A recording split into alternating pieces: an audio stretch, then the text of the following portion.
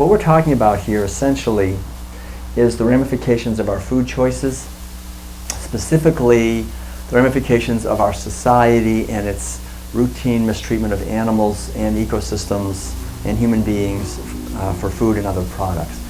And so, but primarily about food. And so the underlying idea has to do, I think, a lot with the theme here of the sacred space, which is to live a life of authenticity, to do the best I can to grow spiritually, psychologically, emotionally, to help, as Gandhi said, to create a culture where peace and freedom and justice are actually possible. You know, this whole idea in Gandhi's philosophy that there can never be any positive social change without positive personal change. And there's always this sense we have, I think, in our society that we would have peace on earth if we could just get rid of those darn corporations, you know, or those evil banks, or the military-industrial complex. But what I want to talk about here is how those things actually live in us, and how we can transform our own behavior and our attitudes, and also to understand more deeply the wounding that we all received at the hands of our culture and how we can heal it. And I think the basic message is enormously positive.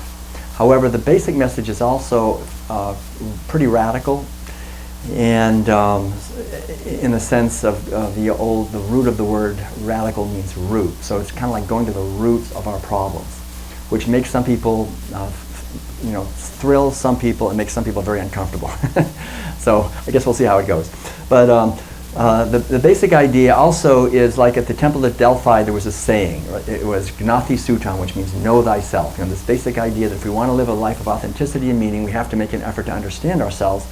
And what I've discovered in my research is that if we want to understand ourselves, we have to understand our culture.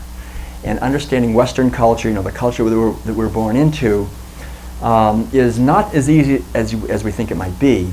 And one of the things I think that's really important to understand is that if we want to understand our culture, we have to understand our culture's food system. Because anthropologists understand that the primary way that any culture transmits its values from generation to generation, in other words, the primary way that we get programmed by our culture, essentially, is through rituals. And the culture's rituals, and by far the biggest ritual in any culture is food, is the meals. The meals, when you sit down and eat, and you know, like as little kids, as little infants, we're born and raised, we're eating the food of our society, and our parents and our teachers and the religious leaders, you know, our, people in our lives, the government, the corporations, all these institutions essentially are programming us. In a sense, we're adopting. In other words, we live in a culture, but that culture lives in us as our own, in many ways, as our own yearnings and aspirations. Our self-image, in many ways, is conditioned by our society. So, the bottom line is, if we want to take the great adventure of self-discovery, then the great adventure of self-discovery is the great adventure of looking deeply into our culture's food system. And that is something that most people do not want to do, for a variety of reasons. How many of you have actually made an effort to pull back the curtain of our culture's food system and kind of look behind there and see what's actually going on? Some of you? I figure if you're here, you probably have. How many of you think that sounds too scary, you don't want to be here, you don't want to hear about it? How many of you never raise your hands no matter what? Probably a few people. But you know, the basic idea, you know, is that our food system, it's bizarre, because you would think on one level, and I talk about this in the Real Peace Diet, how something as intimate as food, you don't get more intimate than actually eating something, right? I mean, when you eat, the very cells of our body become what we're eating. So right now, you know, here it is. I'm broccoli and tofu talking to you right now, you know, whatever. But so this is something you would think we would all really want to know about. We want to really like figure it out and understand it. This is the most important thing, and yet it's basically, when we bring it up, most people go, no, I don't want to hear about it. Let's talk about something else. But I think the rewards are enormous in terms of self-empowerment and learning, really, I think, self-liberation and liberation of our society. So what I'm going to emphasize is that our culture's food system is something that was already going for quite a few thousand years, the basic thing, and the machinery, and we were born into it. So what I want to kind of try to briefly explain is, first of all, the outer ramifications of our food choices. In other words, what our food system does to the outer world, to our environment, to our culture, and to our physical health. each one of those I could talk for a whole hour. I mean, I tried like 5 minutes on each one maybe. But also talk about the ramifications of our food system to the inner landscape of our consciousness, because I think this is where things really get extremely interesting. And The World Peace Diet, I think, is really the only book that goes into this in depth, because I actually, I lived in a Tibetan Buddhist center in San Francisco back in the late 70s and early 80s, and then later I was living in meditation centers in the San Francisco Bay Area. I was a Zen monk in Korea back in the mid 80s. And so I think I was very fortunate to be able to study the teachings of especially Buddhism, Tibetan Buddhism and Zen primarily. But then I also got a PhD at Berkeley and did a lot of research into anthropology, sociology, public education, public health, and philosophy and sociology. Anyway, I was always trying to see the big picture of everything. And so out of all of this has emerged this vision, essentially, that if we can understand the ramifications of this huge animal agriculture food system, we would then be able to create a world where peace and freedom and justice and sustainability and equality are possible. And so the underlying message of everything I'm saying today, I want to emphasize at the beginning, to me, is enormously positive. We have tremendous potential to transform our society very quickly in an enormously positive way if we understand these ideas. But if we refuse to look at these ideas, which unfortunately most people refuse to look at them, then we're heading right out to the abyss in many ways. And so I think if you found your way through this doorway and you're here, you are, I think from my point of view, by definition, you're cultural pioneers, because you're at least willing to listen to these ideas and entertain these ideas. So the basic idea, which is again hard to kind of look at, is that we're born into a culture, into a society. Just in the United States, for example, we are killing every single day about 75 million animals for food. Okay, so this is the background of our society. It's something that is not a big headline in the New York Times. What happened? How, God, what disaster happened yesterday that killed 75 million animals? This is business as usual. And the good news in that, even though it sounds kind of shocking and you think, well, that's too bad, we have to do that. But the good news in all of this is that this is something that we the people are voting for. Like when we take out, reach back here, take out our wallets and we pay for something, these are votes that really do get counted. I'm not sure about the other votes anymore, but these votes, they get counted because they go into the system and they say, buy this, do this, and so forth. And so when we look at the ramifications of this, essentially, just briefly, it was already going when we were born, this vast industrialized agricultural machine, which is basically oriented around imprisoning and killing animals for food and for other products, but primarily for food. And what I've discovered is that it has tentacles that reach everywhere. And these tentacles reach into the bottoms of the oceans, into the heart of the rainforest, into every nook and cranny in our society, into all the villages and cities and towns, and really into virtually every dwelling. And also what I've discovered is that everything the system touches, in many ways, it hurts, it's damaging. It's a system of violence, of oppression, of exclusion, of exploitation, and it's very heavy-handed in the way it operates. And so in the World Peace Diet, I go into the history of all this, and I don't know if I'll have time today, but just briefly, the environmental impacts of this are enormous, and I think essentially it's probably, I actually have to say probably unquestionably the biggest environmental detriment that we do as human beings. I mean, it's the activity that harms the earth the most is animal agriculture, mainly because it's so inefficient. We find that we're growing enough food to feed more than twice the number of people on the planet, but since we're growing most of the grain, and most of it, like we lived in an RV for 17 years traveling around North America, we saw very clearly most of North America has been reduced to vast fields of genetically engineered crops, corn, soy, and alfalfa primarily, which none of them is to feed humans. They're very little. I mean, it's like 80 or 90% of it is to feed the animals who you don't see. They're typically stuck away in these kind of innocuous-looking sheds, and by the thousands or by the tens of thousands, where they never see the light of day, but they have to eat a lot. And they convert what could be basically healthy plant-based nutrients like lipids and amino acids for proteins and vitamins and minerals and fiber and carbohydrates and so forth to four things essentially: saturated fat, cholesterol, acidifying animal protein, and lots of sewage, as well as nitrous oxide and methane, which are very hard on the environment. and on climate stability. So environmentally, animal agriculture is responsible for most of the water use. According to the United Nations, for example, and they're pretty conservative, it's 30 to 1. In other words, 30 people eating a completely plant-based diet use as much water for their food as one person eating a standard Western diet. So even though this is kind of shocking, you think, gosh, how could it be? But when you really look at it, they have to irrigate a lot of these crops, and it takes a lot of water to just in the factory farming and slaughtering of these animals. It's very water intensive. So the good news implicit in everything is that, think of it, how great it is. We could really shrink our use of water, which is a big deal in California and in the West in general, enormously as we move toward a more plant-based diet. And the same is true of soil erosion. The same is true of pollution. These animals create enormous amounts of pollution that ends up in the water, in the oceans, creating huge dead zones because fungicides and pesticides and herbicides, as well as chemical fertilizers, all end up in the water from animal agriculture that cause dead zones.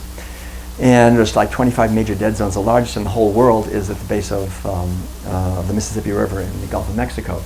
As well as the fact, two other things just briefly. One is the cutting down of rainforests, which we actually have land in Ecuador and South America, but the Amazonian basin is beginning to die. We're cutting down 1 acre per second of rainforest, and the reason for it is to grow soy to feed the factory farm pigs, cows, chickens, and fishes. A lot of it, which is shipped to the west, to the north, to the United States or to Europe or to China. And so this is driving not only the cutting down of forests, but the extinction of species. Because when you cut down a rainforest, you're not just cutting down some trees, you're cutting down ecosystems that took millions of years. They're very fertile, and they're the lungs of the earth. So this is a kind of a suicidal thing to be doing. I mean, we need the rainforests to be healthy for us to live on this planet. But what we find we're doing is we're cutting them down, and we're causing the largest mass extinction of species also in 65 million years, driven by people taking out their wallets and voting essentially for meat, dairy products, and eggs. And the other aspect of it is the oceans that are being overfished. My ancestors actually came over on the Mayflower in 1620 and on the Planter, I think in 1635 or something. And these early settlers from Europe wrote in their diaries about how they thought their ships were going to run aground on the vast schools of cod and mackerel that were here, off the coast of North America. And now they're gone. They're basically virtually extinct.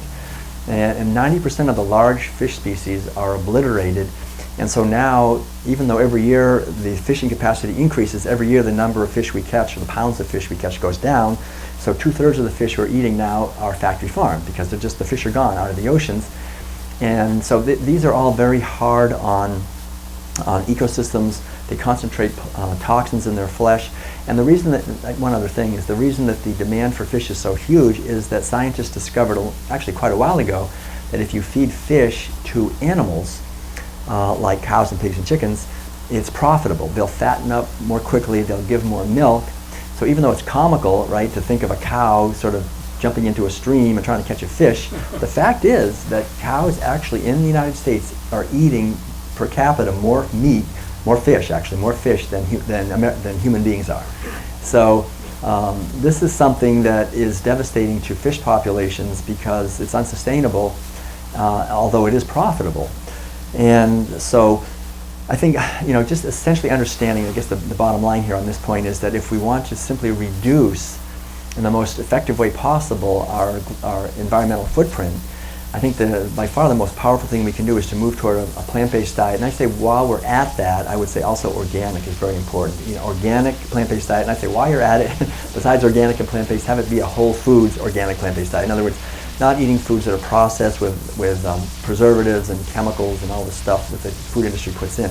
But really try to have a foundation of a way of eating that's essentially plant-based and organically grown as much as possible, because all these, besides the GMO, it's just the use of toxic chemicals and chemical fertilizers and pesticides and so forth is devastating bird and bee populations, as well as fish and butterflies and a lot of other of our beautiful animal friends on this planet.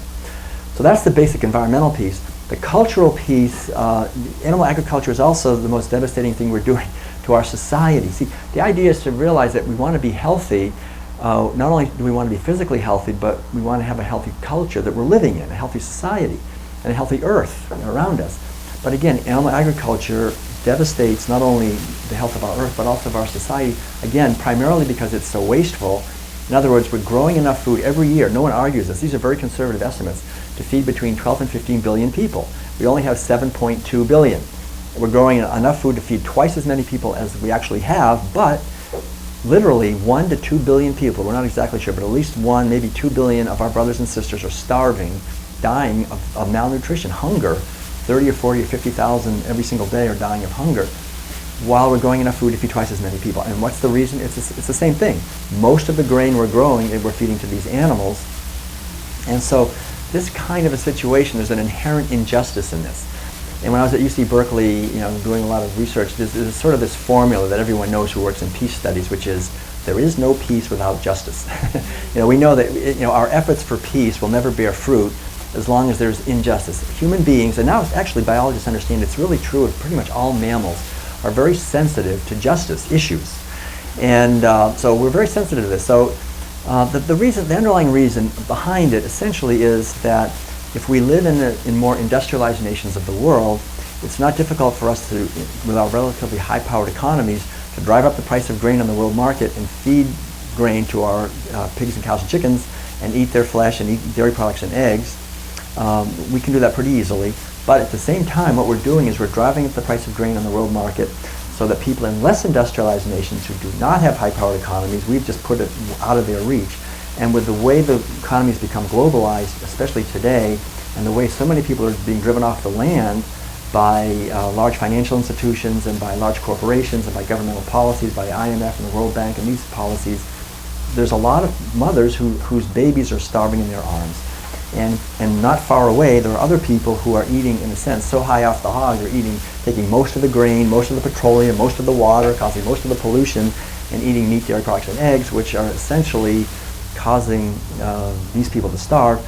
And the irony in the situation, essentially, is that while these people in the less industrialized nations are suffering from diseases that come from hunger and starvation and malnourishment, people in the more industrialized nations also have these epidemics of the diseases that we see everywhere, like obesity and diabetes and heart disease and hypertension and strokes and liver disease and kidney disease and breast, prostate, and colon cancer and diverticulitis and dementia and Parkinson's and these diseases that are pretty much now definitively linked toward diets that are high in animal-based foods. So the situation essentially, it comes back again to the idea of justice, and I think also to what Martin Luther King said, and I think a lot of great people have said, it's the basic spiritual teaching of the ages, which is that violence anywhere hurts everyone everywhere because we're all interconnected, and injustice is a form of violence. And so what we're talking about, I guess, is the opposite of that, which is the idea that kindness and mercy and caring and compassion anywhere blesses everyone everywhere because we're all interconnected, and living our lives as best we can to be examples of this ourselves. And so the other piece that, again, is kind of a little bit hard to hear, but I'll just say it briefly, is the fact, and again, Madeline and I, as we traveled around North America in our RV, we would visit stockyards and slaughterhouses and factory farms and just kind of see what's going on there. And it's true. I mean, these places are really hideous for the animals. You do not want to visit these places if you want to have a happy day. They're just horrible places. But I really felt terrible when I visited them for the human beings who are working. A lot of them are undocumented people that just have to do the worst possible work. And so these workers who do the work that no one wants to do have the highest rates of suicide and drug addiction and alcoholism and spousal abuse and child abuse. And unfortunately, they have what researchers refer to as perpetrator-induced traumatic stress disorder. They go back into their families and neighborhoods and communities and do terrible things. They either get drunk or they just want to obliterate their experience, or they start hitting people and hurting people. And so what I discovered essentially in this research is that animal agriculture by its very nature is traumatic. It's traumatic to the ecosystems, to the poor animals, of course, who are mutilated in a variety of ways. They're put on rape racks, they're impregnated against their will, their babies are stolen, they're castrated without anesthesia, they're mutilated, like I said, in a variety of ways. The people have to do that work, so they're traumatized by having to do that all day, just do these kinds of things. And the ecosystems, hungry people, it's a whole web of trauma. And so what we're talking about essentially is just understanding this, because the problem is it's not like anyone is bad. We're people who just get forced into this by virtue of the fact that we're born into a society where this is what we have to do. You know, I remember I was the oldest in my family when I was a kid growing up in New England back in the 1950s. I remember when I was about 7 years old, I said to my mother, "So Mom," and we ate the typical meals, lots of meat, dairy, and eggs, and everything, you know, usual meals. And I remember saying to my mother, "Mom, the kind of food we're eating, is this what everybody eats?" And my mother just said, "Yeah, this is what everybody eats. This is what people eat." And I said, "Okay, thanks." And she left, and then she came back like a minute later. She said, "Actually, you know, that's not true. There are vegetarians." And she said this. I had never heard this word before, and I said, "What?" You know. And she said, "Well, don't worry, you'll never meet one." She said, "I don't know where they get their protein." I really understood that these people live on another planet. You know, they're just like hypothetical people that couldn't possibly really exist. So, and the irony is that my mother was totally right. You know, it was right around that time. I think I was maybe 6 or 7 years old, and I was feeding my little sister, who was 4 years younger than me. She was sitting, just a little kid, and my mother said, "You can feed your little sister." And so I was feeding her, and she kept spitting out the protein. And my mother said, "Make sure she eats the protein," And I was putting it, and I was kind of like, "Come on, eat it," and she kept spitting it out, so finally I would make it like an airplane. "Here comes the protein, it's the best part, you gotta eat this," and she spit it out, and "Come on, you gotta eat it." I didn't want my little sister to die of a protein deficiency because she wouldn't eat her meat, so I was making her eat it. And so this is what we go through as little kids. I mean, we don't remember, I don't think I really remember that much about it, but essentially as little kids we're very vulnerable. We're, our parents and we're these giants, our survival depends on them. So whatever they feed us. And so what I realized, if you just go to any grocery store and just go to the baby food section, look in the cute little jars, and you will see definitely little jars of veal and turkey and beef and chicken and cheese and so forth. So this is what we're being fed, and we don't realize really what it is. Obviously when we were kids, we don't know what that is. I never knew what it was. And so in an early age, we're modeling something, and we're learning something. So I think what we have to understand is that essentially these meals that we're forced to eat, we're only eating them because our parents were forced to do it. And it kind of goes down through the generations. And if you trace it back, which is actually what I do in the World Peace Study, the second chapter in the book is about the history of this and how it all essentially came to pass, which is fascinating. I don't know if I have time. Well, maybe I'll just try to do it briefly. Essentially, if you go back 8,000 or 10,000 years ago to what is the Eastern Mediterranean, around the Iraq region today, you'll find for the very first time people started to own animals as property for food. It's called herding. First time, herding animals. And so what anthropologists realized is that when this started to happen, this was a slow revolution. It took a few thousand years, but gradually it changed everything. It changed our relationship with each other, with animals, with nature, with God, with everything.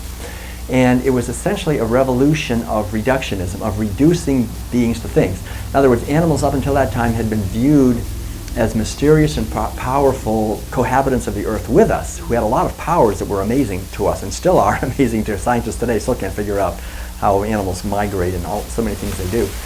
So they had these capacities, but once people for the first time started owning, first it was wild sheep and then wild goats, and about 2,000 years later it was wild cows and then other animals as property, they gradually, over many generations, over thousands of years, gradually began to reduce them in esteem and began to they became, it's like we do with enemies or anyone we have to harm. We reduce them in our esteem. So that happened, and then along with that about 4 other things happened. One was an arising of a wealthy elite. A wealthy elite class that had never existed before. And this wealthy elite class was wealthy and elite by virtue of the fact that they owned the most capital. Does anyone know what the root word of the word capital is in Latin? What that means? Anyone know? Capital? We have capitalist system, capital, Okay. Yeah, Latin, right. The Latin word head is capita, head. And so capita, like capital punishment, it's like cut off his head. So basically, so this is a system based on owning head of sheep and goats and cows. And so the one who owned the most of these were these, I used to teach college courses in the Epic of Gilgamesh and the Iliad and the Odyssey and the ancient Old Testament writings and the ancient Greek tragedies and so forth. So that was, these are writings that go back about 3,000 years. So by that time, by 3,000 years ago, this system is well established. And you can see it very clearly.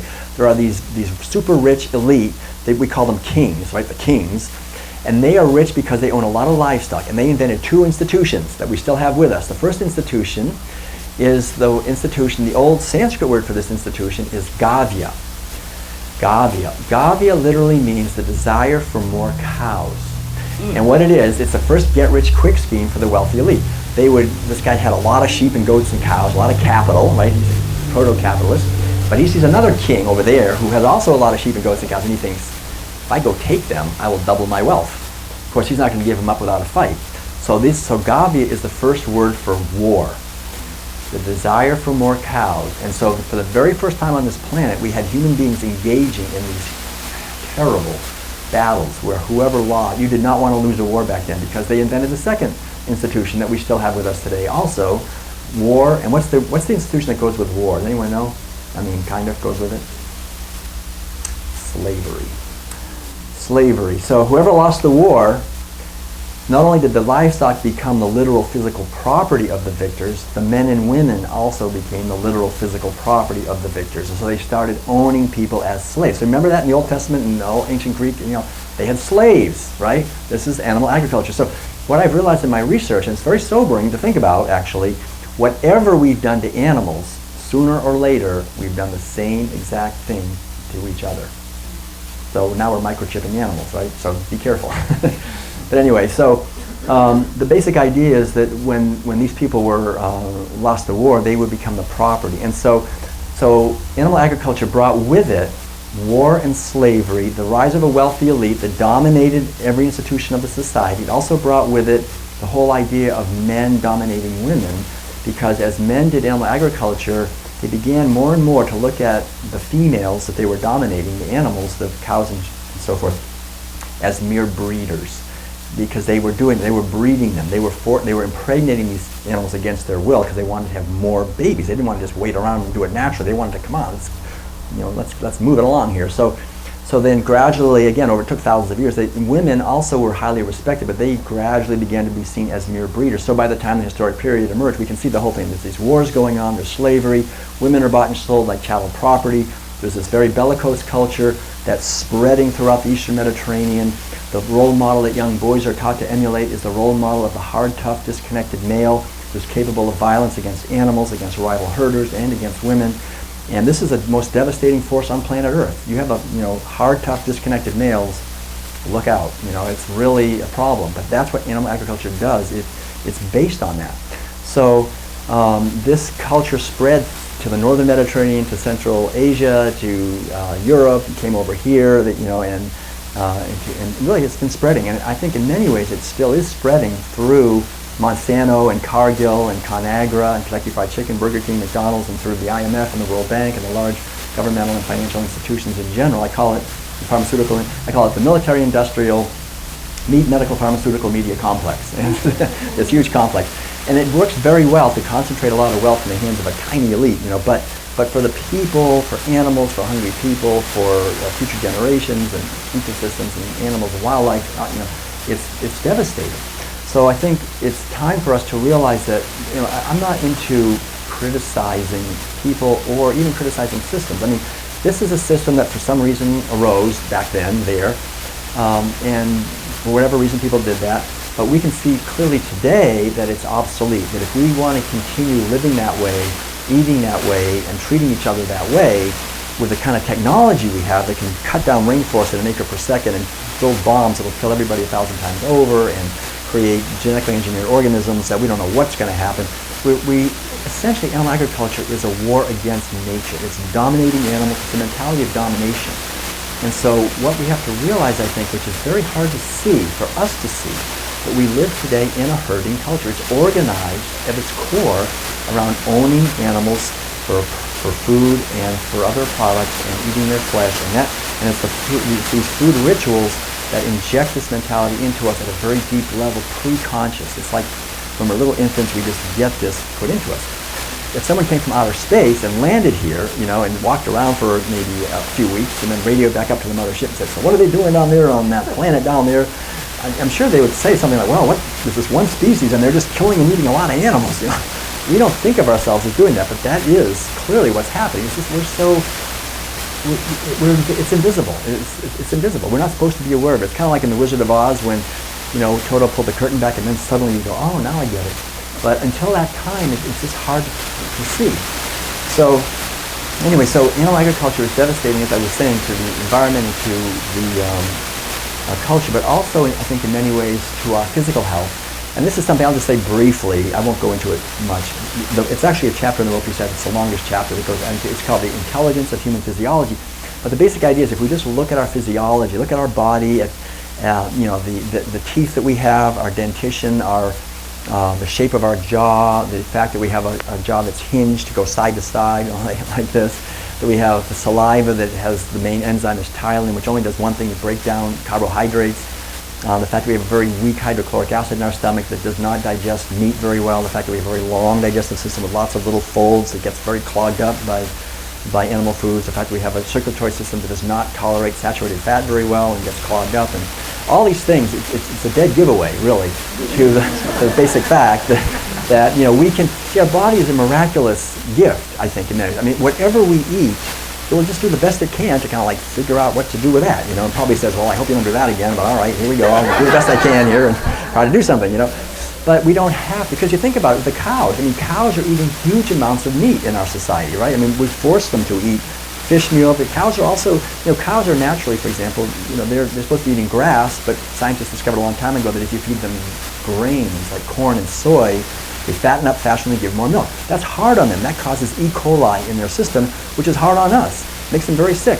But they don't just stop there. They feed them meat. They feed them fish meal. They don't just stop there. They feed them dogs and cats to cut and roadkill and slaughterhouse waste. All that stuff is ground up. It's called enriching the feed. It sounds good, enriching the feed, you know, but it's really enriching their bank accounts.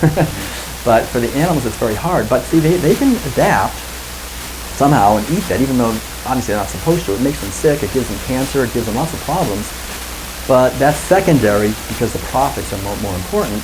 And in many ways, it's the same for us. You know, we're eating these foods not because they're really in our interest, but there is an industry getting wealthy off of sick human beings that are eating these foods.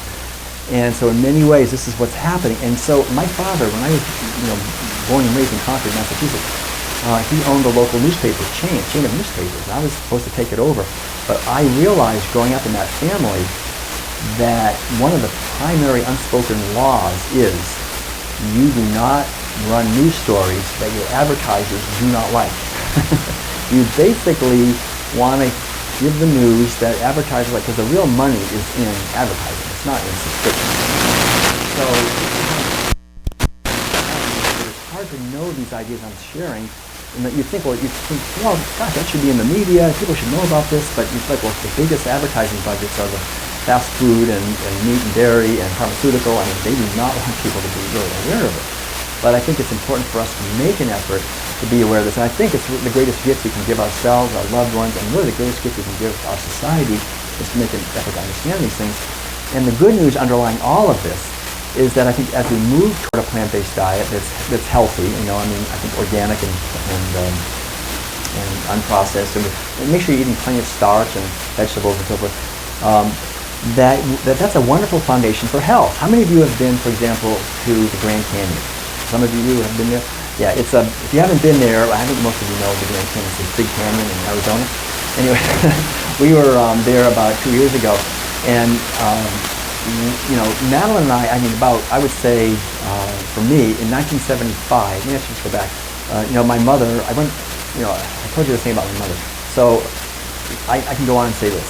My little sister became a vegan finally, not too long ago, and her daughter also became a vegan, and her daughter's 2 children are now vegan from birth, and my mother's actually a vegan too. So, and Madeline's mother's 95, and she's a vegan. My mother's the only one in her community in Florida. She's like in her mid-80s, who's not taking any pharmaceutical drugs. You know, it's kind of it is a benefit, I think, to do this. But for me, I never had an opportunity to understand these things. I went away to a summer camp in Vermont when I was maybe 13, and they taught us to kill our own chickens. They taught us to kill our own cows. It was a dairy, and we put a gun to the head of a dairy cow when she was only 5.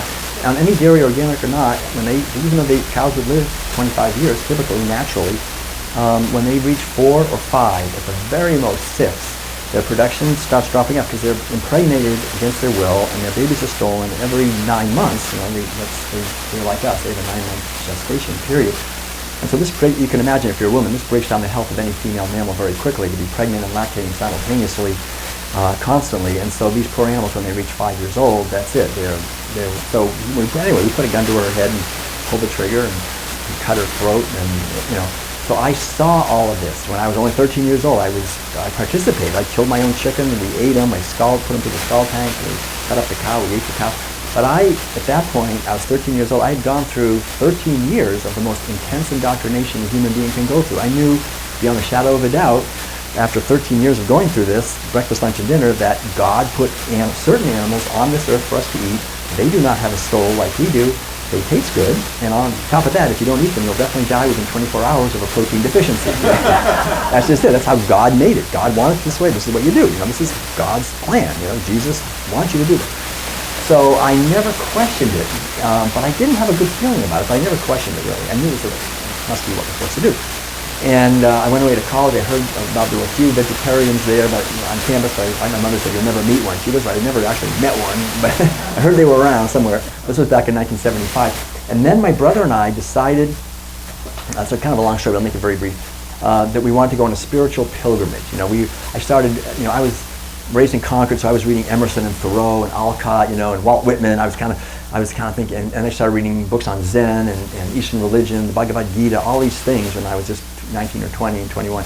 And then we decided, I read this one book called Cosmic Consciousness, where the writer said the most important thing is to attain cosmic consciousness, a higher level of consciousness. People like Jesus and the Buddha and other great sages have done this, and that's the goal of human existence. And I read that and was like, finally, I'm hearing the truth around here, And so I remember telling my father, "Dad, don't you know about cosmic consciousness?" And my father was like, "I'm spending a lot of money in this education for you. I don't know how that's going to help you with the business here, But anyway, my younger brother, Ed, I started talking to him about this, and to my delight, he said, "Yes, let's attain cosmic consciousness." So then we talked about it for a while, and I was just graduated from Colby College in Maine, and the problem was, what do you do? How do you actually attain cosmic consciousness? And we thought about it for quite a while, and then suddenly it hit us. We knew what to do. This was 1975. If you want to attain cosmic consciousness, all you have to do is one simple thing. Go to California. That was it. So we headed down the drive. I remember walking down the driveway talked to my mother and father, said, "We're going to go to California. We're going to attain cosmic consciousness." And we had these backpacks on our back. We had some fresh baked cookies from my mother. We walked down the driveway. We headed west, and we had a little bit of money and stuck away. And after about 3 or 4 weeks of working our way west, we had gotten as far as Buffalo. And I'm telling you, it was October. It was already freezing. And I remember thinking, well, I have a bachelor's degree from a very good school. It's October, we're in Buffalo. I can figure it out. We better head south. So instead of going west, we just headed south. And we walked about, I'd say, 15 to 20 miles a day, every day, down through upstate New York, Pennsylvania, across Pennsylvania into West Virginia. They said, "Boys, you're in the Bible Belt." I didn't know what that meant, but I found out very quickly. That means they try to save you every night, And we worked our way across West Virginia into Kentucky, across Kentucky into Tennessee. And we finally, by the end of that year, we had arrived at the farm. And the farm in 1975 was the largest hippie commune in the world. It was about 1,000 people, and they were mostly from California. So we thought, well, we met them halfway, they kind of met us in the middle here. And I found this community of people that were basically eating, they said, we're vegetarians. They didn't eat meat. They actually didn't eat dairy or eggs either, but no one heard of the word vegan in 1975. So they just said, we're vegetarians. And I remember thinking, well, they're not dying of a protein deficiency. What's going on here? I thought you should all be dead by now. And but they were doing great. And I remember asking the guy, so why are you vegetarians? And he said, well, there's 2 main reasons. One is, most of the grain we're growing, we're feeding the animals, and people are starving. So we want to try to create a world of peace and abundance and put an end to hunger, so we're vegetarian. And I said, well, that's great. You're eating low on the food chain, so there's more for others.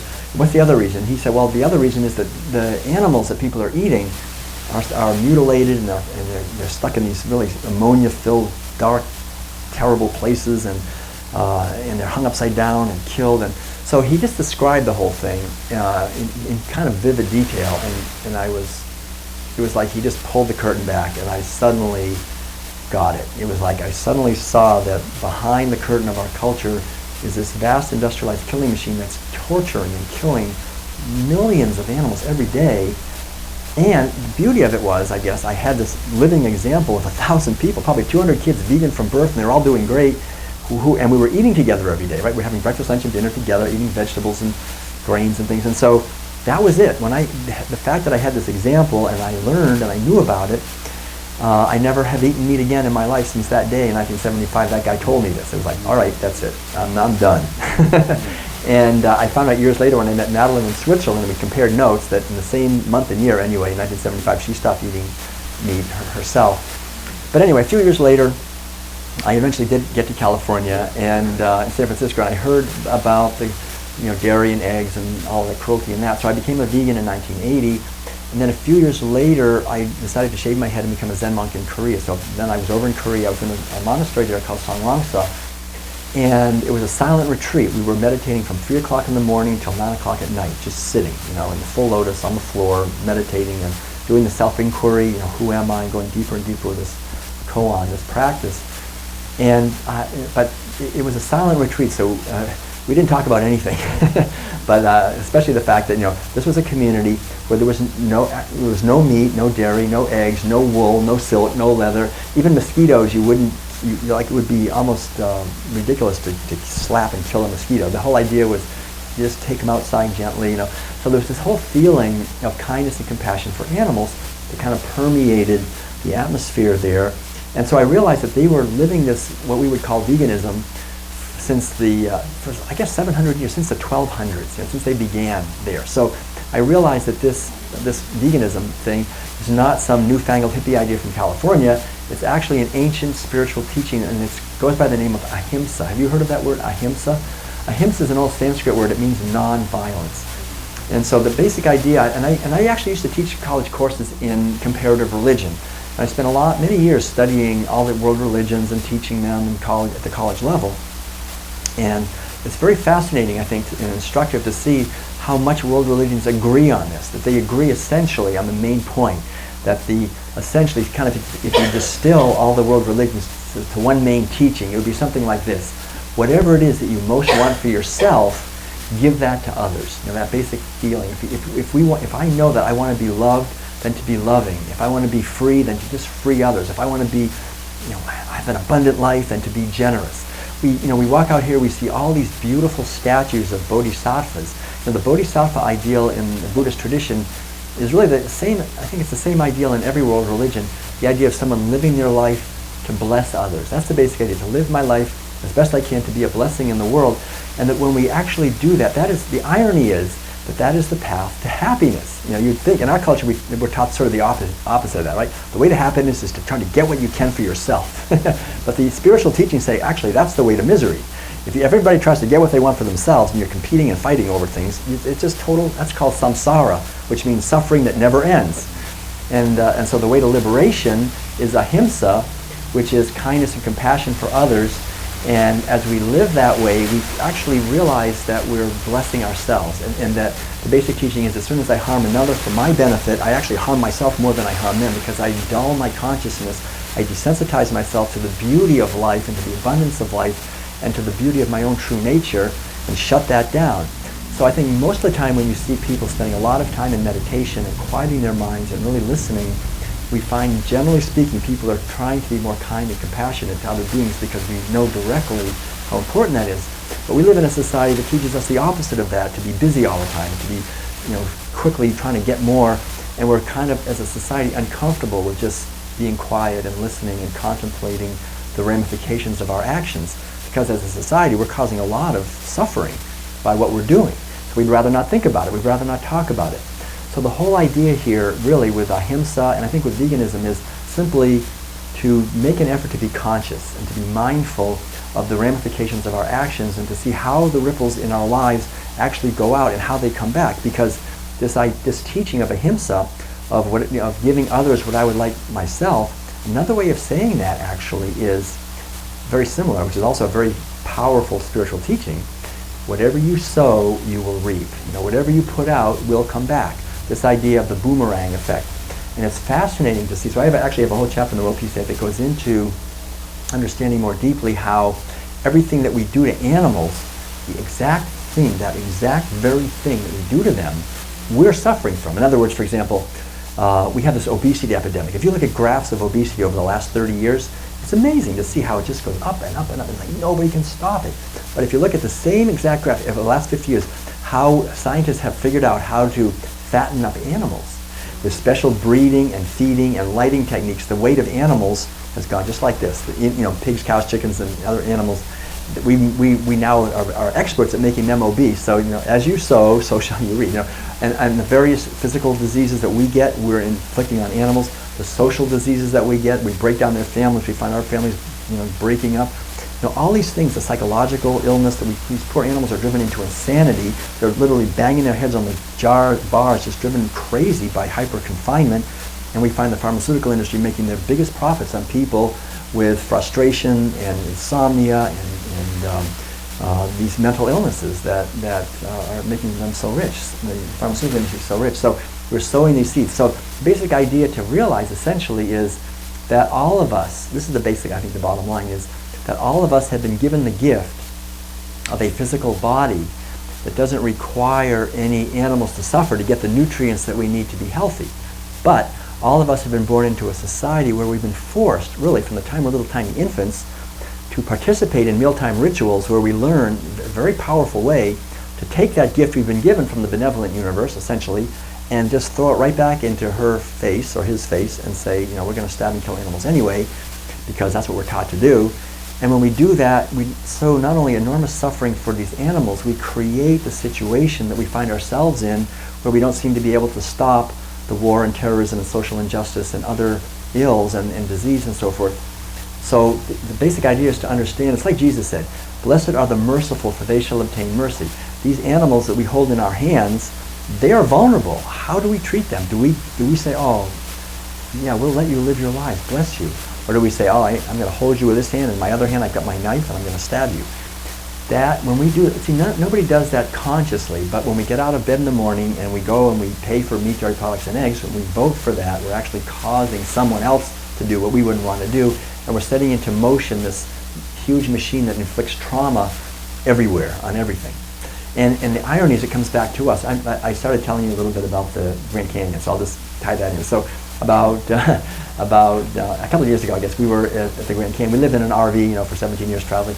And this place is the views are so spectacular when you're at the South Rim looking out. But there's a trail that goes all the way down to the bottom. It's called the Bright Angel Trail. And I noticed there are these signs everywhere that say, never attempt to hike all the way down to the Colorado River at the bottom of the canyon and back up to the rim again in one day. That is not a day trip. People die trying to do that. Do not do that. Don't try to go all the way down and come back. And so I said to Madeline, I want to try that. Yeah. So she said, oh, all right, So anyway, so the next morning I just took off and I went down this Bright Angel Trail all the way down and finally get all the way down to the bottom. It's about 5,000 vertical feet, I think, almost, and many miles. Anyway, get down there and there's a sign there that says no swimming, in the Colorado River, but it was really hot, so I took a quick swim, turned around, and I came back up. And I was actually back up on the South Rim again before noon for lunch. And she said, wow. And I said, I guess these signs aren't made for vegans, maybe for regular people, who probably would die if they tried that. But no, really, it's nothing to be proud of. The basic idea is simply that if we're eating the kinds of foods that we're designed for, our arteries are not going to be clogged up by saturated fat and cholesterol. We're going to have energy. We're going to be healthy. Madeline and I, we haven't been to a doctor in 40 years, really. Also I haven't had a television in 40 years, so that might explain it.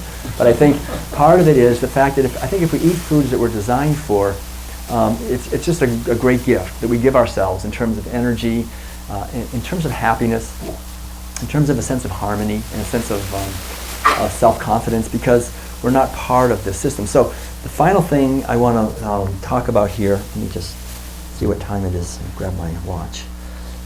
I want to be careful I don't go too long. Okay, well that's not too bad. We've got a few more minutes.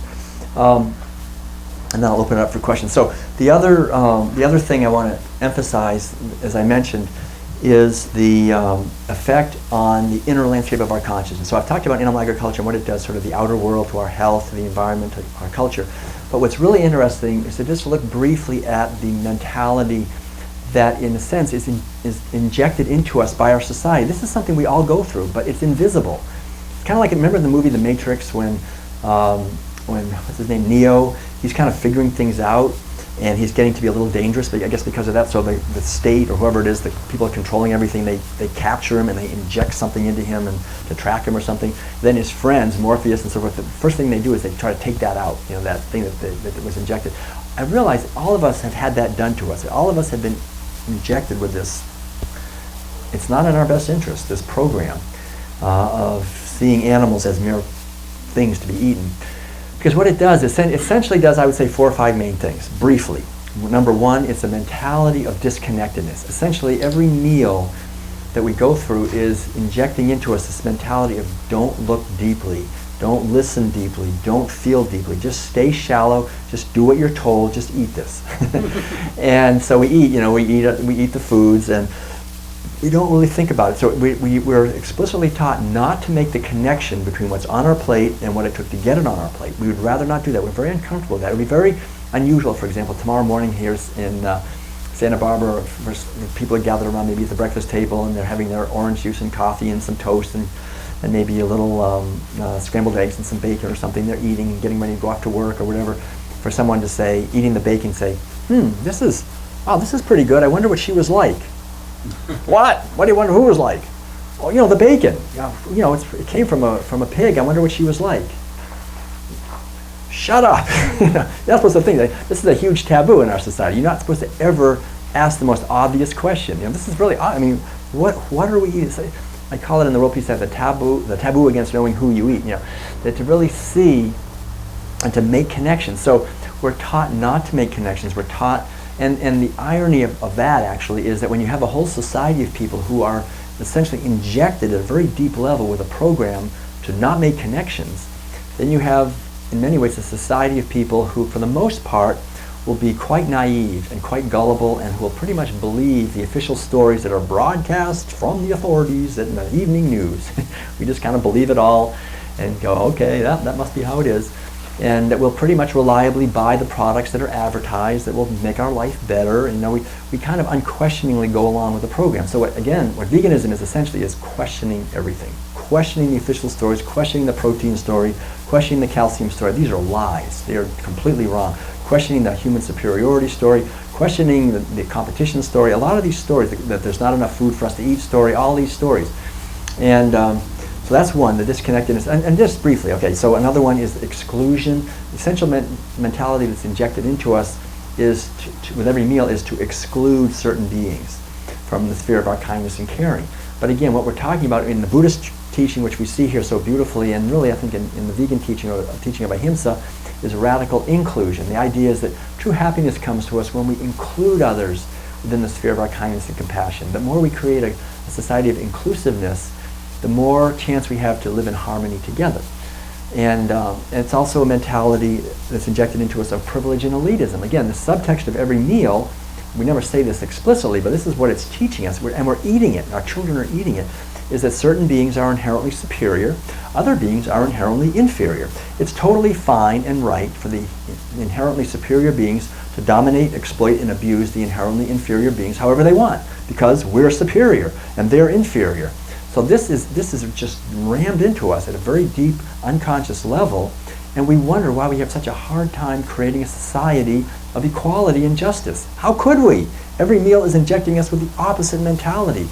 I was just reading the other day that like the 85 richest people in the world have more wealth than 3.5 billion people. But every meal is saying this is how it is. Certain beings are superior and they dominate, and others don't, and that's just what we're teaching. It's this mentality of entitlement. Of might makes right. Those who have the power, use it.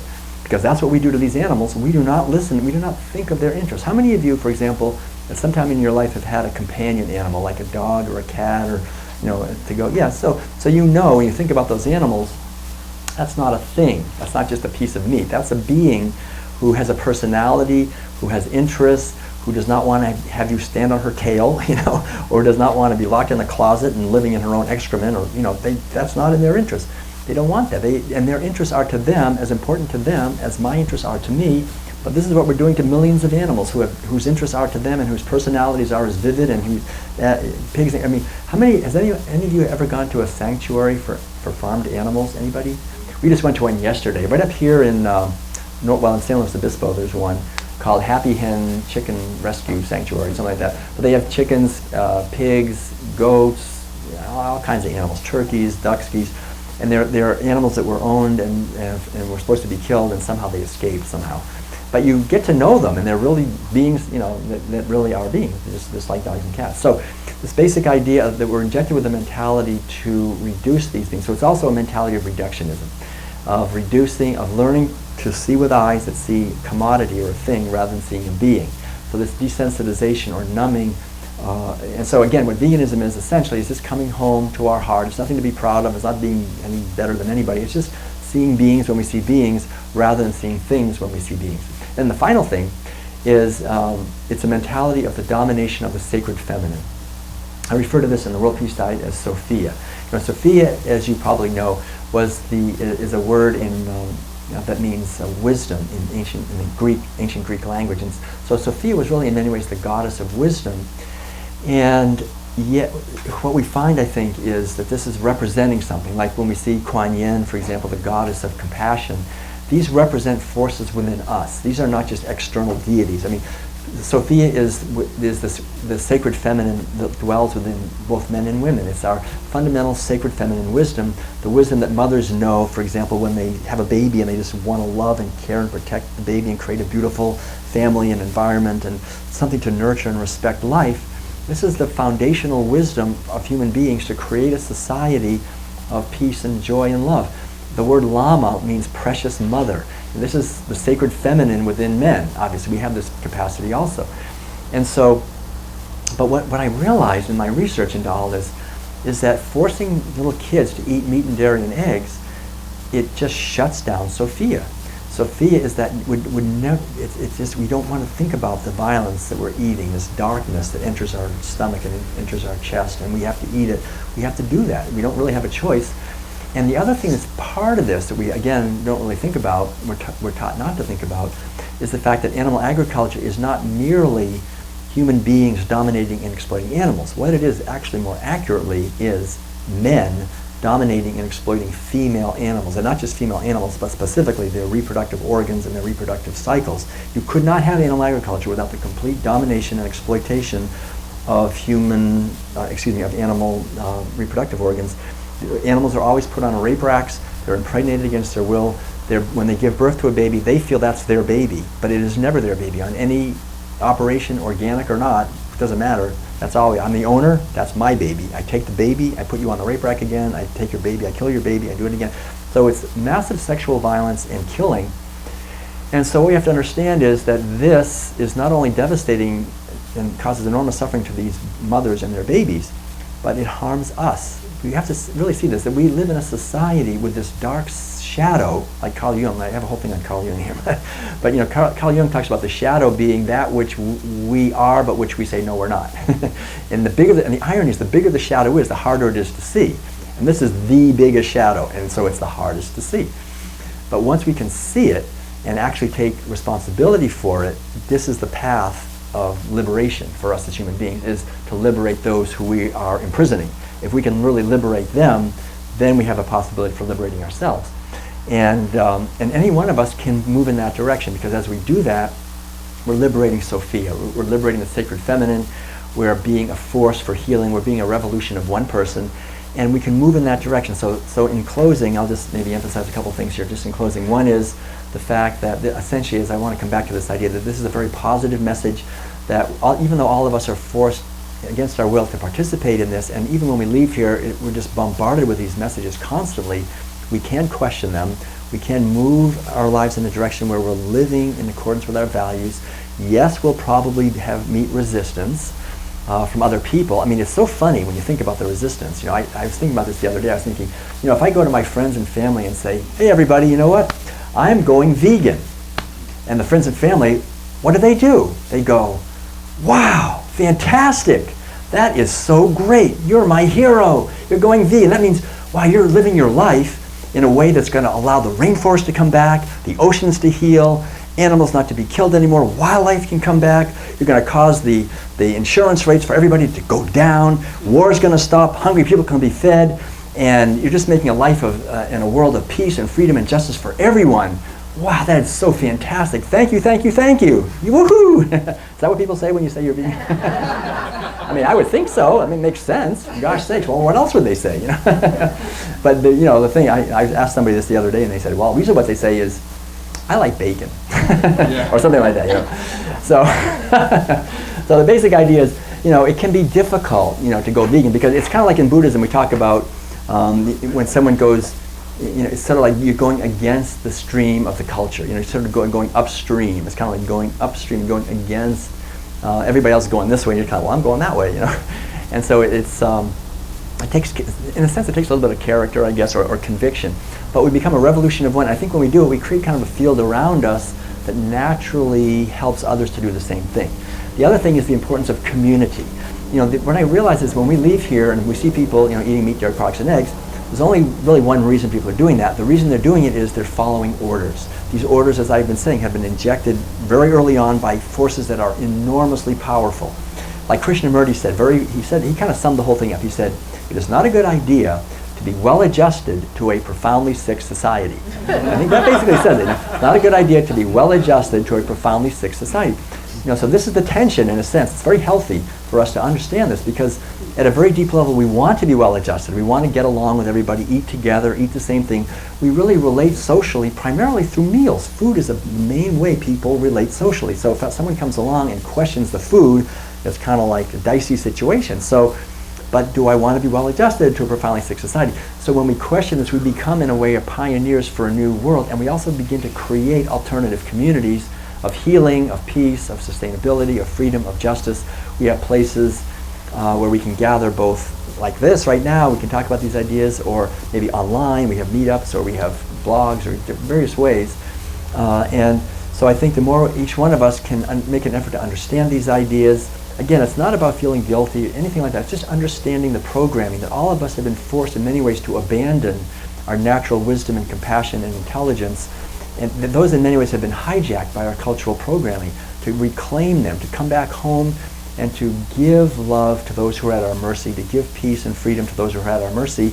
And when we do that, what the irony is, we find we're actually just as healthy, or I would say actually probably a lot more healthy physically, psychologically, spiritually, culturally, environmentally. All these forms of health are interconnected, and they're all increased, I think, when we understand the interconnectedness of all life, the interconnectedness essentially based on the idea that there's one life living through all manifestations. When I honor that and see the sacred in others, it actually grows within my awareness, and we create the kind of beauty that is possible. And then the final thing is just to realize that we live on an incredibly abundant planet, a beautiful, abundant planet. There is literally nothing stopping us right now from living in peace and freedom and justice on this planet. We have plenty. We're growing enough food right now to feed twice as many people as we have. We could allow forests to come back, and rivers and oceans to come back. We could allow wildlife populations to come back, and the mass extinction of species to stop, and the global climate to stabilize, and aquifers to regenerate, and all of this. As people move toward a plant-based diet, we stop becoming the scourge of the earth, which in many ways humanity is right now. We're devastating everything. We would become beneficial partners as we understand these ideas, move toward local economies, farmers markets based on supporting each other locally with healthy gardens and foods that we grow together and eat those, educate each other, support each other locally.